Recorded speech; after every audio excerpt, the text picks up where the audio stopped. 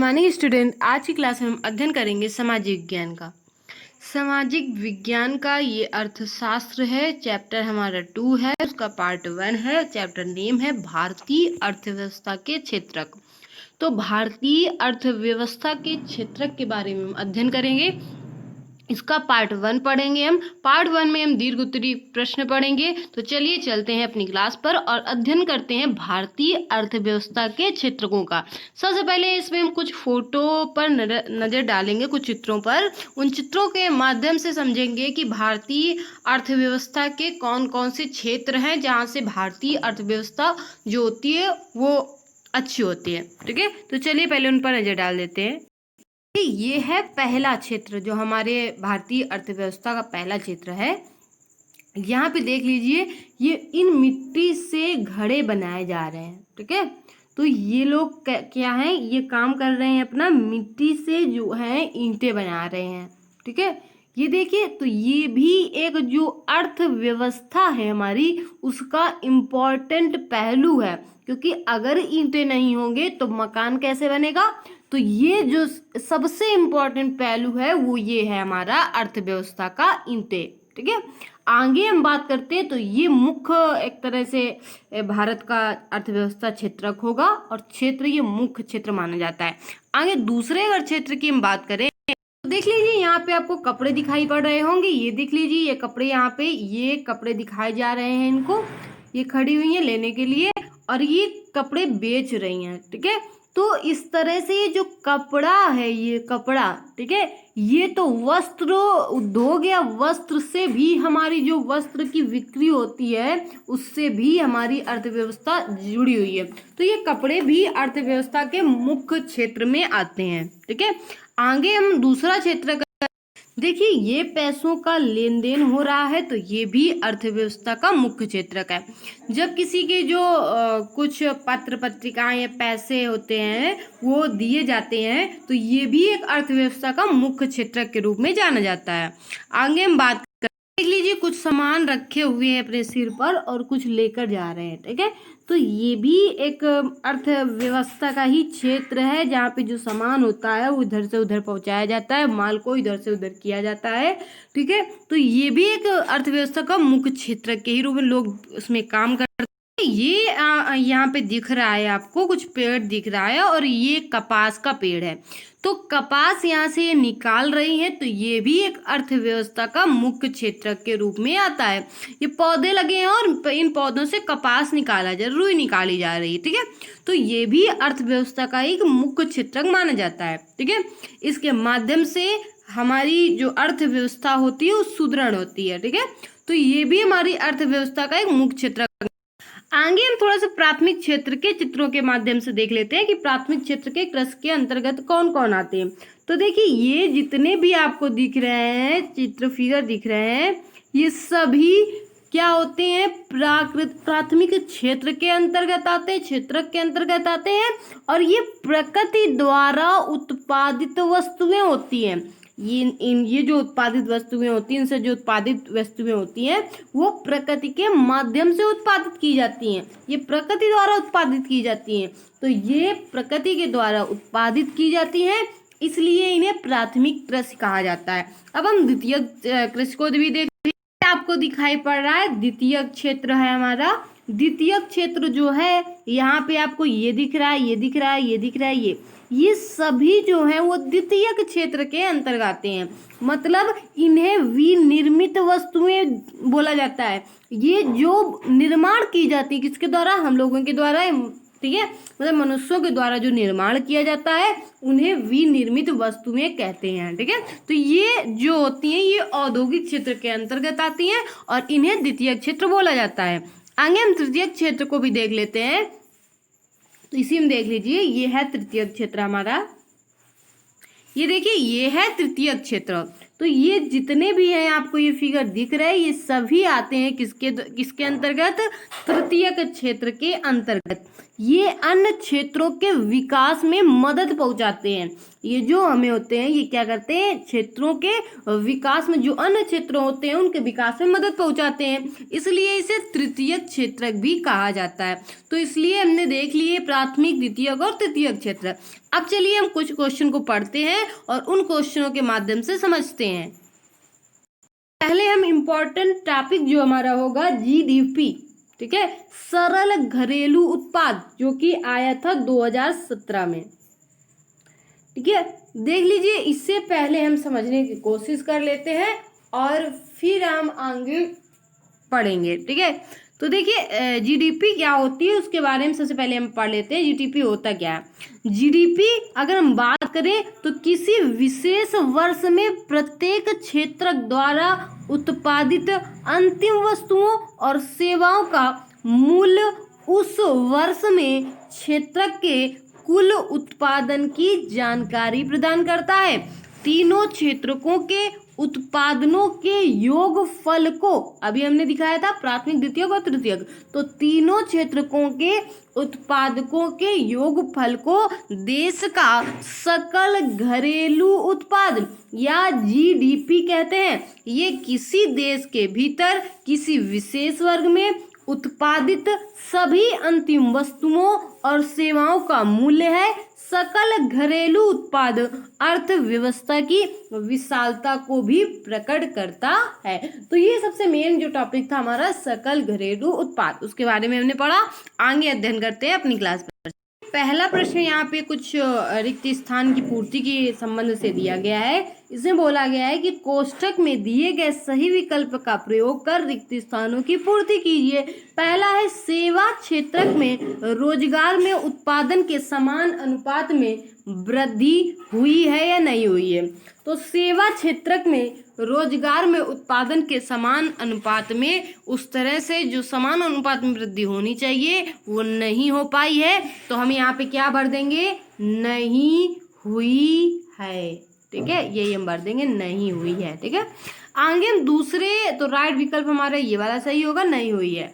आगे हम खा नंबर की बात करें। खा नंबर में पूछा गया है कि क्षेत्र के श्रमिक वस्तुओं का उत्पादन नहीं करते हैं। तो किसका उत्पादन जो है वो श्रमिक लोग नहीं करते हैं। तो तृतीयक जो वस्तुएं होती हैं तृतीयक क्षेत्र की, वो श्रमिक लोग उनका उत्पादन नहीं करते हैं। अभी अभी हमने वस्तुएं सारी देखती थी, तो यहाँ पे हम भर देंगे तृतीयक। क्या भर देंगे? तृतीयक। तीसरे वाले में आ जाते हैं। तीसरे वाले में कहा गया है कि क्षेत्र के अधिकांश श्रमिकों को रोजगार सुरक्षा प्राप्त होती है। तो संगठित या असंगठित, तो देखिए बात करें तो यहाँ पे क्षेत्र के अधिकांश श्रमिकों को रोजगार सुरक्षा प्राप्त होती है संगठित। ठीक है, तो हम यहाँ पे भर देंगे संगठित क्षेत्र के अधिकांश श्रमिकों को रोजगार सुरक्षा प्राप्त होती है। तो राइट विकल्प संगठित होगा यहाँ पे। आगे कहा गया कि भारत में संख्या में श्रमिक असंगठित क्षेत्र में काम कर रहे हैं। तो बड़ी संख्या में यहाँ पे फिल करेंगे, भारत में जो है वो बड़ी संख्या में श्रमिक असंगठित क्षेत्र में काम कर रहे हैं। आगे हमसे पूछा गया है कि कपास एक उत्पाद है। कपास एक उत्पाद है और कपड़ा एक उत्पाद है। तो देखिए प्रकाश मतलब उत्पाद है, कपास एक जो उत्पाद है वो है प्राकृतिक। कैसा है? प्राकृतिक। ठीक है, और कपड़ा हम लोगों के द्वारा बनाया गया है। ठीक है, उसे बाद में निर्मित किया गया है। तो कपड़ा यहाँ पे क्या होगा? विनिर्मित उत्पाद हो जाएगा, क्योंकि हमारे द्वारा बनाया गया। कपास एक प्राकृतिक उत्पाद क्योंकि प्रकृति से पाया जाता है। ठीक है, आगे हमसे क्वेश्चन में पूछा गया है कि प्राथमिक, द्वितीयक और तृतीयक क्षेत्र की गतिविधियां कैसी है? तो गतिविधियां इन तीनों की परस्पर है, आपस से जुड़ी हुई है। प्राथमिक, द्वितीयक और तृतीयक की जो क्षेत्र की गतिविधियां हैं वो परस्पर आपस में जुड़ी हुई हैं। तो राइट ऑप्शन यहाँ पे हमारा परस्पर हो जाएगा। चलिए आगे सेकेंड नंबर क्वेश्चन की बात कर लेते हैं। तो जो हमारा फर्स्ट नंबर क्वेश्चन था वो यहीं पे हमारा कंप्लीट हो जाता है। देखिए दूसरा क्वेश्चन क्या है उस पर नजर डालते हैं हम। दूसरे क्वेश्चन में अभी हमने पढ़ा था उसी के बारे में पूछा गया है कि इस अध्याय में आए प्रत्येक क्षेत्रकों को रोजगार और सकल घरेलू उत्पाद जीडीपी पर ही क्यों केंद्रित रहना चाहिए, चर्चा करें। तो देखिए अगर रोजगार और सकल घरेलू उत्पाद की बात करें तो हमारी पंचवर्षीय योजनाओं के प्राथमिक लक्ष्य हैं ये, ठीक है। जो रोजगार और सकल घरेलू उत्पाद है तो हमारी पंचवर्षीय योजनाओं के प्राथमिक लक्ष्य रहे हैं, ठीक है। इस कारण से इस अध्याय में आए प्रत्येक क्षेत्र को रोजगार और सकल घरेलू उत्पाद पर ही केंद्रित रहना चाहिए या केंद्रित करना चाहिए। दूसरे सकल घरेलू उत्पाद और रोजगार में वृद्धि ये दोनों ही आर्थिक विकास के दृष्टिकोण से अत्यंत महत्वपूर्ण है। इसके अलावा बात करें तो अन्य तथ्य भी हो सकते हैं, जैसे बात करें नंबर 1 पे तो अर्थव्यवस्था में आय व धन की असमानता को, ठीक है, अर्थव्यवस्था में आय और धन की असमानता को कम करना, ठीक है। देखिए धन और असमानता को कम करना। दूसरी चीज आर्थिक विकास में क्षेत्रीय असमानताओं को कम करना, ठीक है। जो आर्थिक विकास हो उसमें जो क्षेत्रीय असमानताएं की जाती हैं उनको भी कम करना। तीसरी चीज गरीबी को दूर करना।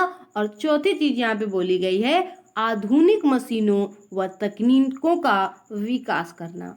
अगला नंबर है कि देश को प्रत्येक क्षेत्र में आत्मनिर्भर बनाने के लिए प्रयत्न करना, ठीक है। देश को हमें प्रत्येक क्षेत्र में ऐसा आत्मनिर्भर बना देना है, मतलब अपने देश को हमें प्रत्येक क्षेत्र में आत्मनिर्भर बनाना है। मतलब दूसरे देश से हमें हेल्प न लेनी पड़े, मतलब दूसरे देश से हमें सामान न मंगवाना पड़े, तो इस तरह से हम अपने देश को आत्मनिर्भर बना दें, ठीक है। तो ये भी उद्देश्य है इसका, ठीक है। आगे हम क्वेश्चन नंबर हमारा अगला क्वेश्चन जो है उसमें पूछा गया है आपसे कि जीविका मतलब जीने के लिए काम, ठीक है।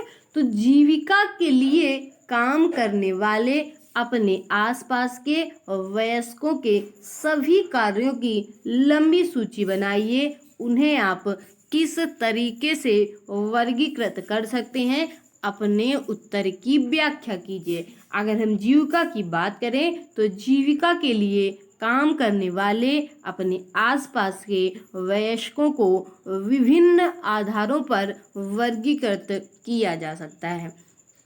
कार्य की प्रकृति के आधार पर हम विभिन्न आर्थिक क्रियाओं को निम्न 3 क्षेत्रों में बांटते हैं। पहला क्षेत्र प्राथमिक क्षेत्र, दूसरा क्षेत्र द्वितीयक क्षेत्र, तीसरा क्षेत्र तृतीयक क्षेत्र। प्राथमिक अगर क्षेत्र की बात करें तो इस क्षेत्र के अंतर्गत वे सभी क्रियाएं आती हैं जिनमें मुख्यतः प्राकृतिक संसाधनों का उपयोग होता है। जैसे अगर बात करें तो कृषि, ठीक है। प्राथमिक क्षेत्र के अंतर्गत वो निम्न तीनों क्रियाएं आती हैं जिसमें मुख्यतः जो होती हैं वो प्राकृतिक संसाधनों का उपयोग किया जाता है। जैसे बात करें तो कृषि आती है इसके अंतर्गत, ठीक है। द्वितीयक वही क्षेत्र की अगर बात करें, द्वितीयक क्षेत्र की बात करते हैं तो द्वितीयक क्षेत्र में बात करें तो ये क्षेत्र का दूसरा नाम विनिर्माण क्षेत्र भी है, ठीक है। इसका अगर द्वितीयक क्षेत्र का हम दूसरा नाम बोलना चाहें तो इसको विनिर्माण भी कह सकते हैं। विनिर्माण के बारे में बात करें तो इस क्षेत्र के अंतर्गत प्राथमिक अथवा प्राकृतिक संसाधनों का प्रयोग करके उनसे वस्तुओं का निर्माण किया जाता है, जैसे हम लोग करते हैं। जैसे चीनी उद्योग की बात करें और वस्त्र निर्माण की बात करें, ठीक है। अब यहाँ पे हम तृतीयक क्षेत्र की बात करें तो तृतीयक क्षेत्र में आपने पढ़ा था कि इस क्षेत्र में वे क्रियाकलाप आते हैं जो प्राथमिक तथा द्वितीयक क्षेत्र के विकास में सहयोगी सिद्ध हो, मतलब उनके विकास में मतलब काम करें, तो उसे तृतीयक क्षेत्र कहते हैं। इसके अंतर्गत सभी प्रकार के सार्वजनिक व निजी उद्यमों जैसे बैंकिंग, बीमा, रेलवे तथा संचार एवं परिवहन आदि को शामिल किया जाता है, ठीक है। तो ये सब तृतीयक क्षेत्र के अंतर्गत आता है। कंप्लीट हो गया। हम दूसरे नंबर की बात करें, दूसरे नंबर की बात करें तो रोजगार दशाओं के आधार पर भी लोगों का वर्गीकरण किया जा सकता है कि वे संगठित क्षेत्र में कार्यरत हैं या असंगठित क्षेत्र में। यहीं पे अगर तीसरे पॉइंट की बात करें तो व्यावसायिक इकाइयों के स्वामित्व के आधार पर भी आर्थिक गतिविधियों को वर्गीकृत किया जा सकता है। ठीक है, देखिए अगर हम वर्गीकृत करने की बात करें तो देखिए यहाँ पे इकाइयाँ दी हुई है, किस प्रकार से हम इनको वर्गीकृत कर सकते हैं। तो पहला कार्य के प्रकार, दूसरा आर्थिक गतिविधियों की प्रवृत्ति, तीसरी रोजगार की स्थितियां, चौथी व्यावसायिक इकाई का स्वामित्व। ठीक है, स्वामित्व। अगर पहले की बात करें तो पहले के अंतर्गत कृषि श्रमिक आते हैं और छोटे किसान आते हैं। इसमें ये जो आर्थिक गतिविधि होती है वो प्राथमिक होती है, और रोजगार की जो स्थितियां यहाँ पे होती हैं वो असंगठित होती हैं। और स्वामित्व की बात करें तो निजी होता है। निजी हम इस प्रकार से भी लिखते हैं, बड़ी ई की मात्रा लगती है। ठीक है, इसमें छोटी ई लगी, सही कर लीजिएगा। निजी जो व्यवसायिक इकाई का स्वामित्व होता है वो इसमें निजी होता है। ठीक है, दूसरी बात करें अगर, क्योंकि वो खुद अपने के लिए काम करते हैं, मतलब खुद काम करते हैं। दूसरी चीज बात करें, अगर हम तीसरे पॉइंट की बात करें तो सरकारी स्कूल के अध्यापक की बात करें तो सरकारी स्कूल का जो अध्यापक होता है वो आर्थिक गतिविधि की, अगर वहां पे प्रवृत्ति की बात करते हैं तो वो तृतीय क्षेत्र के अंतर्गत आता है। क्यों आता है तृतीय क्षेत्र के अंतर्गत? क्योंकि वो सभी का विकास करता है। ठीक है, वो क्या करता है, जो स्कूल का अध्यापक होता है वो सभी का विकास करता है, सभी के लिए कार्य करता है, उनके विकास में मतलब उनके विकास में क्या करता है, सहायता करता है। ठीक है, इसलिए ये तृतीय क्षेत्र के अंतर्गत आता है। इसकी रोजगार की जो स्थितियां होती हैं वो संगठित होती हैं, और जो इसका व्यवसायिक इकाई का स्वामित्व होता है वो सार्वजनिक होगा, मतलब किसी अपने के लिए वो काम नहीं करता, वो सभी के लिए काम करता है। तो यहाँ पे ये चीज जो व्यवसायिक इकाई का जो स्वामित्व आ जाएगा वो आ जाएगा सार्वजनिक। ठीक है, सार्वजनिक रूप से वो कार्य करता है। वहीं पे अगर चीज अगली मतलब बात करेंगे तो वकील के बारे में बात करें। वकील भी तृतीय गतिविधि के अंतर्गत ही आएगा, क्योंकि ये भी सभी के लिए कार्य करता है। ठीक है, कोई भी आ जाए इसके पास और कहे कि हमें ये मुकदमा लड़ना है तो वो सभी के लिए लड़ता है। ठीक है, वो उनके विकास में भी वो सहायता करता है, न्याय दिलाने में भी। तो इसलिए ये भी तृतीय क्षेत्र के अंतर्गत आएगा, और इसकी जो रोजगार की स्थितियां होती हैं वो भी संगठित होती हैं, और ये भी सार्वजनिक रूप से सभी के लिए कार्य करता है। ठीक है, आगे हम बात करें अगर सरकारी अस्पताल के डॉक्टर की, तो देखिए सरकारी जो अस्पताल का डॉक्टर होता है ये भी तृतीय क्षेत्र के अंतर्गत आता है, क्योंकि ये भी लोगों के विकास में सहायता करता है, मतलब सही करता है उन लोगों को। सरकारी अस्पताल का डॉक्टर या अस्पताल के डॉक्टर की भी बात कर ले तो वो सबको सही करेगा, सबका मतलब सभी के लिए कार्य करता है। और तो इस तरह से वो तृतीय क्षेत्र के अंदर सभी की बीमारी को दूर करता है, तो इस तरह से वो तृतीय क्षेत्र के अंतर्गत माना जाएगा, और रोजगार की स्थितियां इसकी संगठित होंगी। और इसमें लेकिन जो व्यवसायिक इकाई का स्वामित्व होगा वो सार्वजनिक ना होकर अपना निजी होगा। ठीक है, दर्जी की यहीं पे बात करें तो दर्जी भी सभी के लिए कार्य करता है, तृतीय क्षेत्र के अंतर्गत आएगा, और इसका जो रोजगार की स्थितियां होगी वो असंगठित होगी, और यहाँ पे जो स्थिति होगी वो अपने लिए सोचेगा। ठीक है, तो काम होगा निजी। ठीक है, मतलब जो व्यवसायिक इकाई का स्वामित्व होगा वो निजी हो गया। कुम्हार की अगर बात करें तो कुम्हार द्वितीय क्षेत्र के अंतर्गत आता है, क्योंकि ये विनिर्माण करता है, घड़े का निर्माण करता है। इसकी जो वो होगी प्रवृत्ति वो संगठित होगी, और ये इसकी निजी होगी। ठीक है, जो व्यवसायिक इकाई होगी वो निजी होगी। धोबी की बात करेंगे तो वो भी तृतीय क्षेत्र के अंतर्गत आएगा और असंगठित होगा और निजी कार्य करेगा। मोची की बात करेंगे तो मोची भी तृतीय क्षेत्र के अंतर्गत आएगा और असंगठित कार्य कर देगा, निजी होगा। वहीं पर डाकिया की अगर बात करें तो डाकिया की अगर बात करते हैं तो डाकिया जो आता है वो भी तृतीय क्षेत्र के अंतर्गत, क्योंकि ये सभी के लिए काम करता है, और इसकी जो वो होगी वो संगठित होगी, और इसकी सार्वजनिक अथवा निजी दोनों तरह की प्रवृत्ति होगी, मतलब व्यवसायिक जो इकाई होगी वो सार्वजनिक और निजी दोनों होगी। आगे हम बात करें फैक्ट्री में कार्यरत श्रमिक की, तो फैक्ट्री में जो लोग काम करते हैं वो भी तृतीय क्षेत्र के अंतर्गत आते हैं, और इनका भी जो इकाई व्यवसायिक इकाई होगी वो निजी होगी और कार्य इनका संगठित होगा। वहीं पे पुलिस कांस्टेबल की बात करें तो ये भी तृतीय क्षेत्र के अंतर्गत आएंगे, और इनकी भी जो इकाई होगी संगठित होगी और व्यवसायिक इकाई सार्वजनिक होगी। वहीं पे बैंक में कार्यरत लिपिक की अगर बात करें तो वो भी तृतीय क्षेत्र के अंतर्गत आएगा और संगठित होगा, इसका जो है व्यवसायिक इकाई सार्वजनिक होगी। वहीं पे ड्राइवर की बात करें तो ये भी तृतीय क्षेत्र के अंतर्गत आएगा और इसकी भी जो होगी संगठित होगी और इसकी जो व्यवसायिक इकाई होगी वो निजी होगी। वहीं पे हाकर की बात करें, ठीक है, तो इसकी भी ये भी तृतीय क्षेत्र के अंतर्गत आएगा और इसकी इकाई जो होगी असंगठित होगी और इसमें जो व्यवसायिक इकाई होगी इसकी वो निजी होगी। ठीक है, तो इस तरह से हमने कई क्षेत्रों में बांटा है सभी को, मतलब प्रश्न में बांटा गया है, प्रश्न में कहा गया है। तो हमने ये प्रश्न में ये समझा तृतीयक, प्राथमिक और द्वितीयक क्षेत्र के अंतर्गत कौन कौन आता है। अब चलिए हम अगले क्वेश्चन की यहीं पे बात करें। अगला क्वेश्चन हमसे पूछा गया है कि तृतीयक क्षेत्रक अन्य क्षेत्रकों से भिन्न कैसे है, शोधा। तो देखिए तृतीयक क्षेत्र जो हमारा है, ठीक है, तृतीयक क्षेत्र जो हमारा है वो अन्य क्षेत्रों से किस प्रकार भिन्न है, उनके बारे में बात है, किन क्षेत्रकों से भिन्न है। तो देखिए जहाँ प्राथमिक क्षेत्रक में प्राकृतिक संसाधनों का प्रयोग किया जाता है, वही द्वितीयक क्षेत्र में बात करें तो प्राथमिक क्षेत्रक के संसाधनों के प्रयोग द्वारा वस्तुओं का निर्माण किया जाता है। जबकि अगर तृतीयक क्षेत्र में बात करें तो किसी भी प्रकार की वस्तु का निर्माण यहाँ पे नहीं किया जाता है। इस क्षेत्र में तो केवल ऐसी सेवाएं प्रदान की जाती हैं जो प्राथमिक और द्वितीयक दोनों क्षेत्रों के विकास के लिए आवश्यक होती हैं।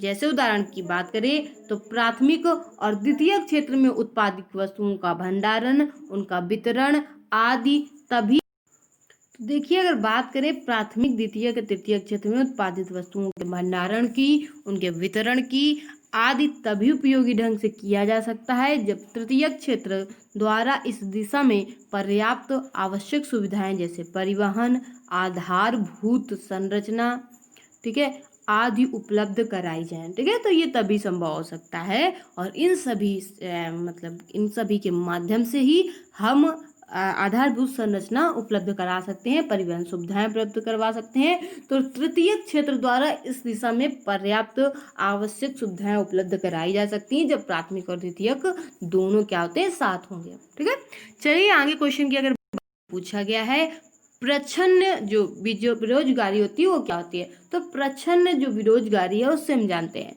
तो देखिए ये जो बेरोजगारी है उससे आप क्या समझते हैं और शहरी क्षेत्रों एवं ग्रामीण क्षेत्रों से उदाहरण देकर व्याख्या कीजिए।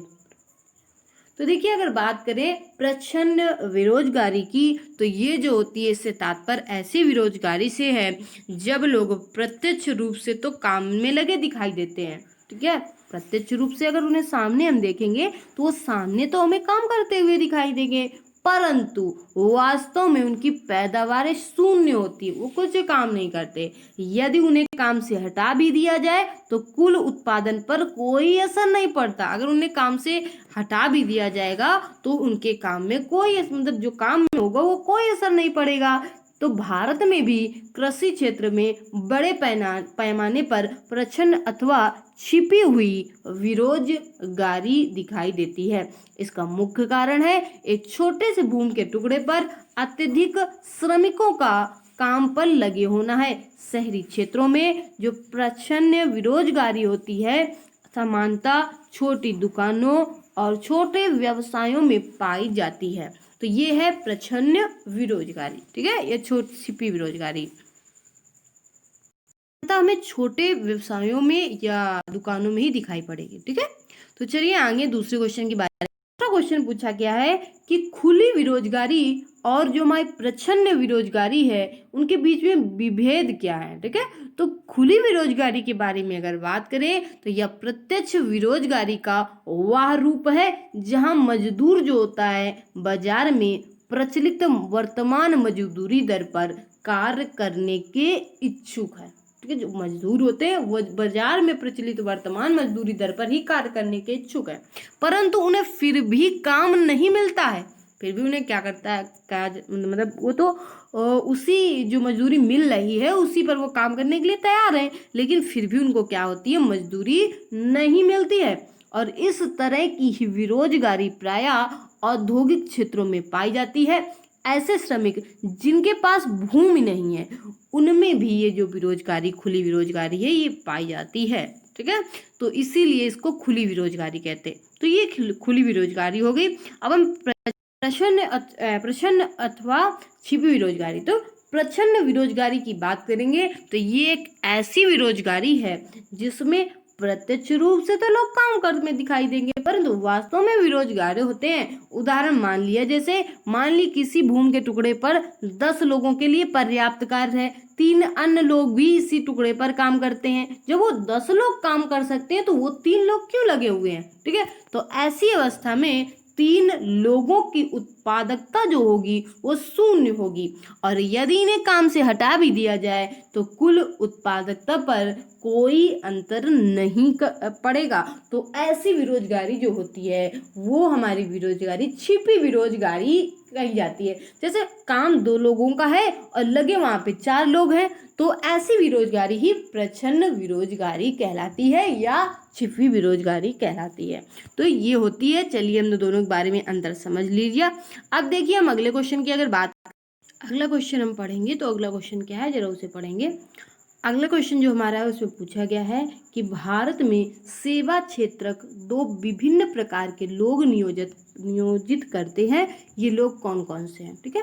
अगर इस कथन की हम बात करें तो ये बिल्कुल कथन सत्य है, ठीक है, कि भारत में जो सेवा क्षेत्र है उसमें 2 विभिन्न प्रकार के लोग शामिल हैं जो प्रशासनिक एवं लेखाकरण कार्य करने वाले लोग होते हैं, ठीक है। इनमें प्रथम प्रकार के वे श्रमिक हैं जो वस्तुओं के निर्माण में प्रत्यक्ष योगदान देते हैं, जैसे विनिर्माण उद्योग में कार्यरत श्रमिक, ठीक है। और यहाँ पे विभिन्न प्रकार की कृषि क्रियाओं में संलग्न लोग जो होते हैं वो भी श्रमिक होंगे।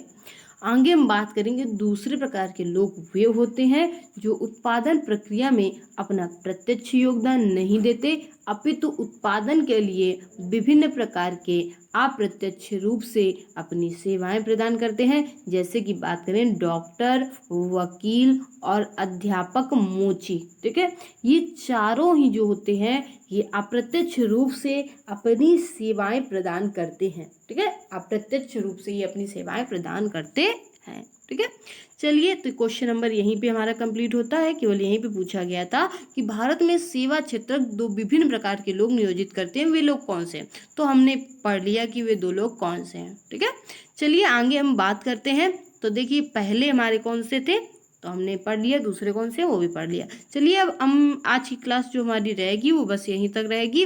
दूसरी क्लास में हम कुछ जो दीर्घोत्तरीय बचे हुए क्वेश्चन वो पढ़ेंगे और लघुत्तरीय प्रश्न और अति लघुत्तरीय और बहुविकल्पी का अध्ययन करेंगे। तो आज की क्लास बस यहीं पे हमारी होती है फिनिश।